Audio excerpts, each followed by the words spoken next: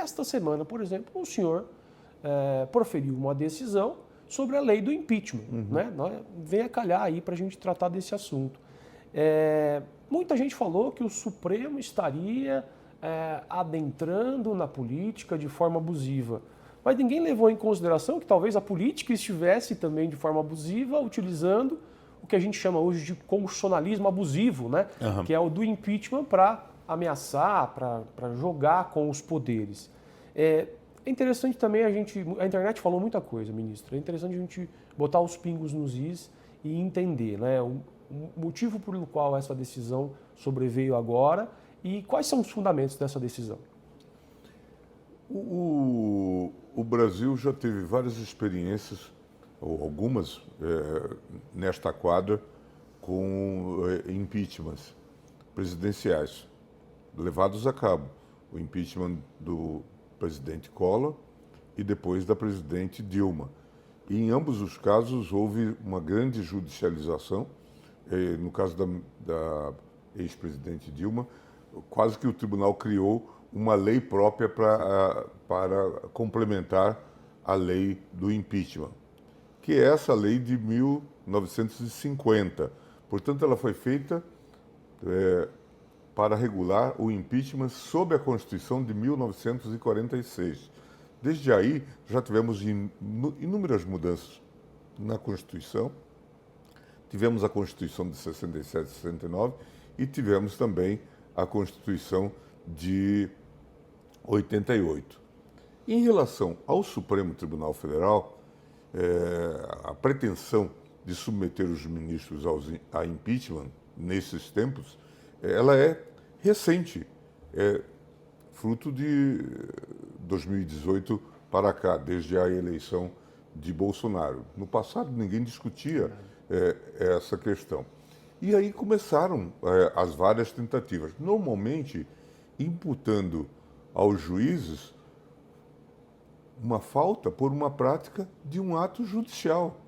Concedeu uma liminar, não concedeu uma liminar, decidiu desta maneira ou daquela. E começaram a pedir, no próprio Congresso, por iniciativa inclusive de parlamentares, começaram a pedir impeachments de ministros do Supremo. Hoje parece que tem lá parado, mas supostamente em tramitação, 81 pedidos de impeachment, sendo o líder, o ministro Alexandre com mais de 50, o ministro Dino com 16, eu também venho com algum número, e assim por diante. Estamos claramente num contexto de constitucionalismo abusivo. E num caso recente, se anunciou que já havia 41 votos para a abertura do impeachment em relação ao ministro Alexandre de Moraes. Se isto é votado, no modelo da lei de 1950, isso já resultaria na suspensão da atividade judicante desse ministro. E certamente nós teríamos uma judicialização desta questão, porque viria para o Supremo um pedido para saber se essa questão estava bem posta, segundo o devido processo legal, segundo o devido processo legislativo. E foi por isso, então, que a AMB e também o Partido Solidariedade, eles entraram aqui com uma DPF, dizendo que essa lei foi recebida nessas partes pelo Supremo, pela Constituição de 88, e a resposta que eu dei, monocraticamente, mas já submetida ao plenário, foi, parece que não. Não faz sentido que o presidente da República, para ser afastado, passe por um juízo da Câmara, com 2/3 dos votos, e um juízo do Senado, depois na condenação, por 2/3 dos votos. Agora, o ministro do Supremo já seria afastado com decisões ou de maioria simples ou de maioria absoluta. Isso precisa ser relido. E é um pouco o que nós estamos propondo nesse debate, respondendo a essas impugnações.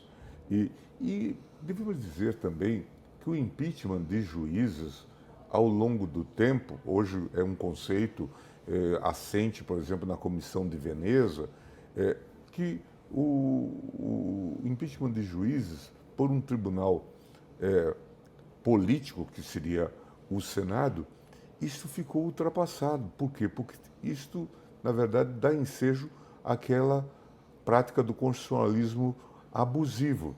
Vimos lá com o Orbán na Hungria e em outros casos. Não gostei da decisão do tribunal, então eu vou fechá-lo. Como? Via processos de impeachment. Então é preciso discutir isso nesta ampla perspectiva. Com certeza ninguém quer fugir às próprias responsabilidades e a um processo de controle, mas é preciso também que haja a devida moderação aqui. No caso específico do Brasil, essa questão se tinha politizado, no sentido agora partidário do termo, de maneira tão radical que vários partidos anunciavam candidatos a senadores para fazer impeachment de ministros do Supremo. A campanha do ano que vem certamente seria feita com base nessa perspectiva, o que está longe de ser correto. Não é? Ninguém quer não responder pelos seus próprios atos.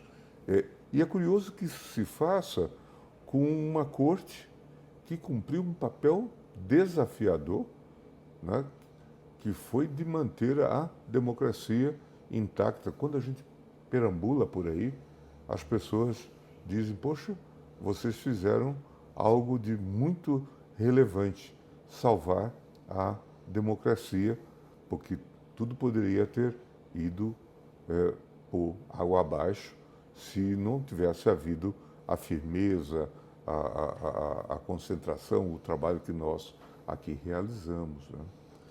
Ministro, sem dúvida, e assim, a gente parece que às vezes esquece que a lei de 1950, como a teoria da relatividade de Einstein, tudo é um referencial, o tempo, o espaço, Sim. tudo depende de um ponto de partida, da referência. Sim. A referência da época de 1950 não é a mesma referência agora de garantias da magistratura, da Constituição, da independência do Poder Judiciário. Mídias sociais, decisões judiciais no passado eram tomadas, as pessoas não tomavam conhecimento. Hoje, no momento seguinte, ela já está sendo discutida em perspectivas as mais diversas por conta da polarização social, inclusive. É verdade, é verdade. Mas assim, veio num momento que a gente está discutindo também a indicação do Jorge Messias, né? O Lula anunciou, não oficializou. E o senhor acha que tem a ver com esse momento no Senado? Ou seja, o Senado talvez travasse essa indicação? Tem alguma coisa a ver com isso? Porque a internet tem dito isso também. Da nossa parte, o que havia era a preocupação de tomar a decisão ainda este ano, porque no ano que vem nós já estaremos num ano eleitoral. Este ano, de alguma forma, nós já estamos vivenciando essa realidade, porque muitos dizem que o ano de 2025 já se tornou um ano eleitoral, né? Se não for exagero, pelo menos já é um ano pré-eleitoral, em que muitas das disputas já estão, inclusive no Congresso, a gente vê essas refregas, já tem a ver com o ano eleitoral, que será o próximo. Então, eu tinha em vista decidir este ano. Eu acho que a ideia do periculum in mora está bem provada quando a gente vê a toda hora se anunciando mais um processo de impeachment e tal. É claro que nós, em geral, pessoas experientes aqui, não ficamos afetados com isso.